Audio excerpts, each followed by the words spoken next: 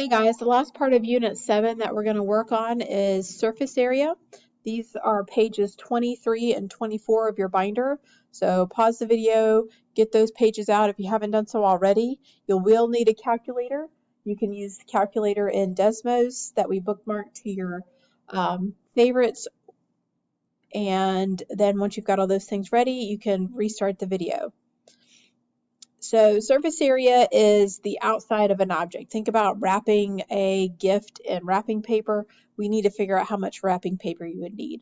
Other applications would be covering a wall in wallpaper, or figuring out how much carpet you would need to cover the floor of a room, or how much paint is needed to put on a wall. All of those involve surface area. So when we talk about surface area, we're talking about the total area on the surface of a three-dimensional object. So we have this prism here, and if you lay it out flat, we know that there are 6 surfaces. This is the top and the bottom, and then you've got the front and the back, and then you've got the left and the right side. So all 4 of those are different shaped, or all 3 pairs are different shaped rectangles. So use the information in the area of each rectangle and then find the sum of all 6. So A would be probably this side right here, 3 by 11. So 3 times 11, to find the area of a rectangle, it's just length times width, and that would be 33.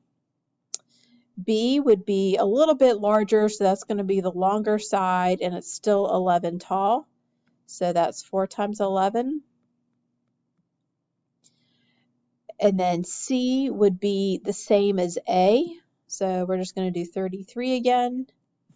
D would be the same as B, so that'd be 44. And then E and F would be the top and the bottom, and those are 4 by 3, which are 12 each. And then we would just add all those up together. So total of 33, 33, 44, 44, 12, and 12. So that's 1, 2, 3, 4, 5, 6 sides. Add them all up, and that's our answer.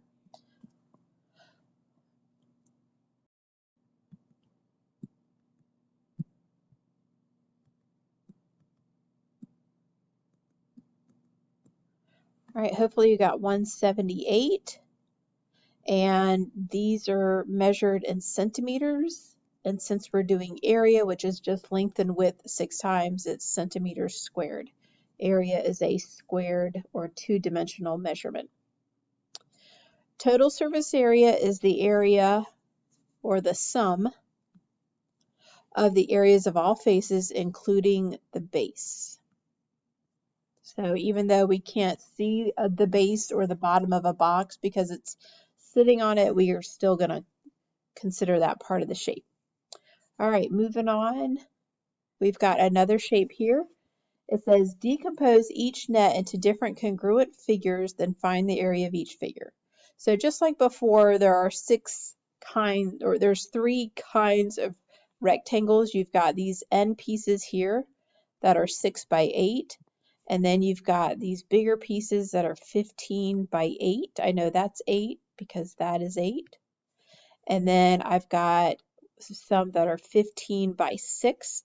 I know this piece is 6 because if I folded this up, it would match up with this side here. So that's 6 as well. So this one's 15 and 6. We've got 15 and 8.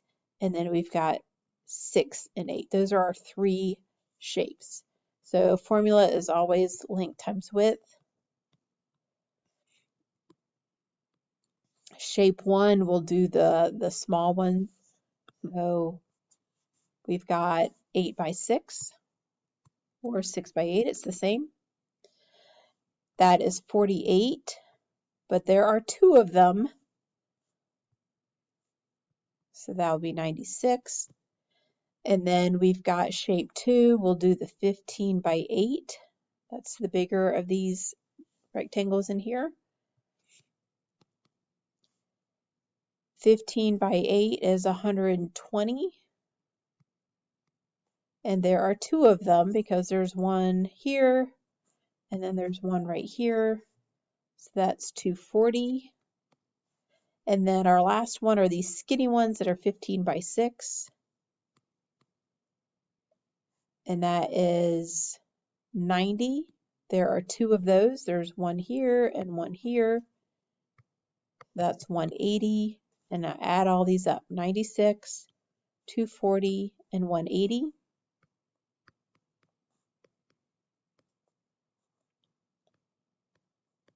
Let's add those up, double check my math.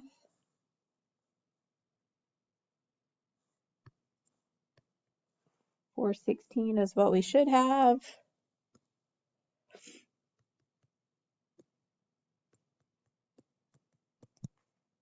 Whoops, did I forget to carry? I sure did. I forgot to carry. Good thing we checked. All right, 516. And then we are measuring in meters.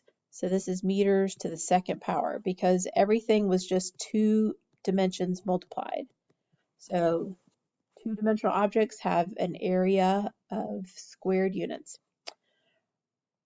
All right, another kind of problem we might see is what's called lateral surface area. And lateral are just the sides around the middle. We don't talk about the top and we don't talk about the bottom.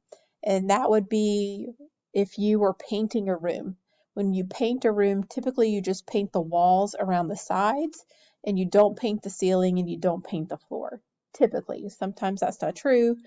But typically when we paint a room, we just paint the walls, not the ceiling or the floor. So that would be lateral. So it is the sum, means we add, of the areas of the surfaces of a solid except the bases. So we don't include top and bottom.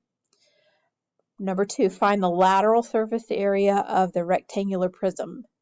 So we are not going to do these pieces here. That would be the top and the bottom, and we're not going to include those. So we just need to do 1, 2, 3, 4. We just need to do those 4 pieces. So this one here is 4.2 times 5.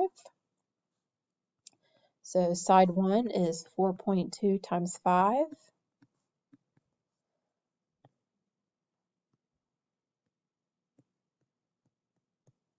It's 21.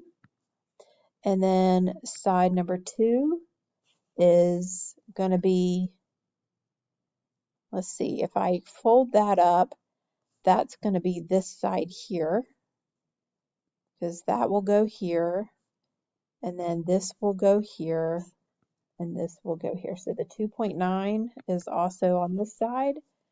So that is 2.9 times 5.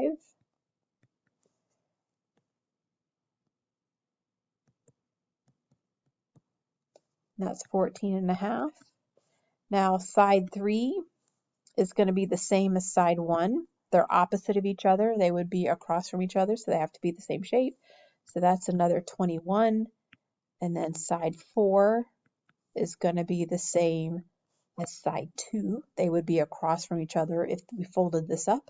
So that's another 14.5. And then we just need to total these up and we're done. So 21, 21, 14.5, and 14.5. And we get 71. And we're measuring in centimeters. Area is always to the second power. All right. Careful of your wording. So this one doesn't say lateral surface area. This one says total. So we are going to do the top and the bottom. So what I like to do if it's not folded into a net or unfolded into a net is I just try to do pairs. So I'm going to say, let me start with the top and the bottom. So the bottom is 8 by 4. And remember, there's 2 of those. There's also a top up here that's also 8 by 4. So I'm going to go ahead and double that. 8 by 4 is 32. Double that, that's 64. Then I'm going to do the left and the right. The left and the right are 4 by 2.5. And there's 2 of those. There's also a left side. So that's 8 times 2.5, 16, that's 20. And then the only sides we have left are the front and the back. If you set your problems up like this, anytime you have a box, a prism, you are in good shape. Top, bottom, left, right, front, back. So the front is 8 by 2.5. And there's 2 of those. There's also a back side. So that's 16 times 2.5. 16 times 2 is 32. Half of 16 is 8, so that would be 40. All right, we just total them up. So that's 64 and 20 is 84, plus another 40. Let me just double check my math. I made a mistake earlier. 124. And these are inches to the second power.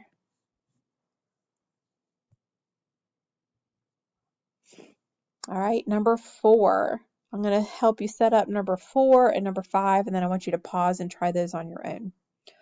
All of the surfaces of the cube are being painted. How many square inches will be covered? So do we want lateral surface area or do we want total surface area? Since it says all, we want all 6 sides. So we're going to have 6 different surfaces we need to cover. Just like before, I'm going to set it up the same way. What's top, bottom? What is left, right? And what is front, back? So I want you to figure that out, and then we'll check the answer in a minute. And then this one says lateral. So that just means the sides going around the 4 sides, not including top and bottom. So I don't need top and bottom this time. I just need left, right, and front, back. All right, I want you to pause. I want you to go back and try to figure out those answers and then come back and check your work. All right, for number 4, you should have gotten 96 as your total. All the sides are the same length since it's a cube. So 4 times 4 times 2, and then you did that 2 more times, total up, you got 96. You could have shortened this up even a little bit further. You could have said, okay, one side is 4 by 4, and then there's 6 of them. You could have multiplied 16 by 6 and gotten the same thing. And then for number 5, you should have gotten 24.5 for each pair of sides, and then total that up for 49. All right, at the bottom for today's lessons, I want you to tell me in your summary, what's the difference between total surface area and lateral surface area? What is the difference? And then you're going to go on and work on a delta math after this. Have a good rest of your day, and I will see you later.